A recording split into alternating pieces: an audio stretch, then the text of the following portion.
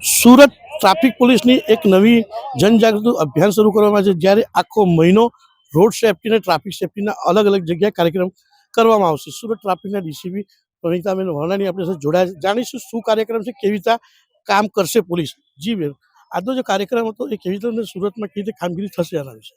National road safety month 2025 અંતર્ગત માનનીય CP સાહેબની સૂચના અનુસાર 1 જાન્યુઆરીથી લઈ અને 31 જાન્યુઆરી સુધી ટ્રાફિક અવેરનેસ અને એન્ફોર્સમેન્ટને લગતા અલગ અલગ કાર્યક્રમો આખા સિટીમાં કરવામાં આવશે, જેમાં મુખ્યત્વે શાળાઓ, કોલેજ અને યુનિવર્સિટીમાં અલગ અલગ પ્રકારની કોમ્પિટિશન, ટ્રાફિક અવેરનેસને લગતા સેમિનાર અને ટ્રાફિક અવેરનેસને લગતા વ્યાખ્યાનો રાખવામાં આવશે. સાથે સાથે જે heavy vehicles driver, cab driver અને રિક્ષા ડ્રાઈવર્સ હોય છે કે જેમને ક્યાંક ને ક્યાંક આંખમાં દ્રષ્ટિની કમી હોવાના કારણે એક્સિડન્ટ થતા હોય છે, તો આવા એક્સિડન્ટ્સના ઘટાડવા માટે આ તમામ પ્રકારના ડ્રાઈવરોના આઈ ચેકઅપ કેમ્પ પણ રાખવામાં આવશે. ચેકઅપ કર્યા પછી એમના આંખમાં જે પણ કમી હશે એ બાબતે એમને ચશ્માનું વિતરણ પણ કરવામાં આવશે. સાથે સાથે બ્લડ ડોનેશન કેમ્પ, ખાસ કરીને સીપીઆરની ટ્રેનિંગ, કે જ્યારે કન્ટિન્જન્સીમાં કોઈ પણ વ્યક્તિને સીપીઆરની જરૂર પડે તો અમારા ટ્રાફિક કર્મચારીઓ પણ આપી શકે, અને સ્કૂલમાં બાળકોને પણ સીપીઆરની ટ્રેનિંગ એ આરોગ્ય વિભાગ સાથે રહી અને આપવામાં આવશે.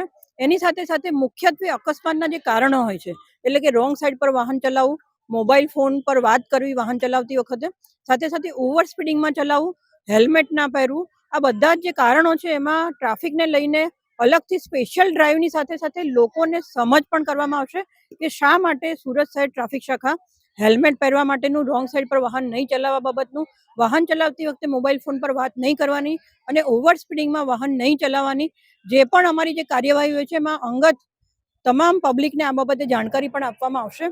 સાથે સાથે આજથી જે આ નેશનલ રોડ સેફ્ટી મંથનું ઉદ્ઘાટન માનનીય સીપી સાહેબના અને ડેપ્યુટી મેયરશ્રીના હસ્તે આપવામાં આવ્યું છે.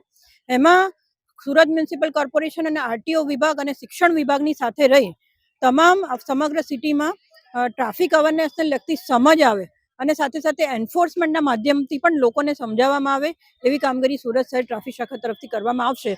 જેનો બીજો હેતુ છે કે સુરત શહેરમાં જે એક્સિડન્ટ્સ થતા હોય છે, એક્સિડન્ટ્સના સ્પોટ આઈડેન્ટિફાઈ કરી અને એના જે પણ રોડ એન્જિનિયરિંગના સુધારા વધારા હોય એ નેશનલ હાઈવે અને સુરત મ્યુનિસિપલ કોર્પોરેશન સાથે રહીને કરવામાં આવશે, જેથી અવેરનેસ અને એન્ફોર્સમેન્ટની સાથે સાથે સુરત શહેરમાં સુરત શહેરના જે અકસ્માત છે એમાં પણ ચોક્કસપણે ઘટાડો નોંધાશે. તમે જોઈ શકો છો, સુરત પોલીસ ટ્રાફિક પોલીસની હવે શરૂઆત કરી છે. લોકોમાં ટ્રાફિક વિશે લોકોને જાગૃત કરવા, બાળક અને યુવાનોના અંદર સાથે સાથે લોકોમાં, સુરતના લોકોમાં જે અકસ્માતની ઘટના છે તેને રોકવાની 100% ચોક્કસ જવાબદારી સુરત પોલીસે હવે લીધી છે. કેમેરામેન રવિ વેન્ડર સાથે સુનિલ પ્રજાપતિ, ઇન્ડિયા ન્યૂઝ, સુરત.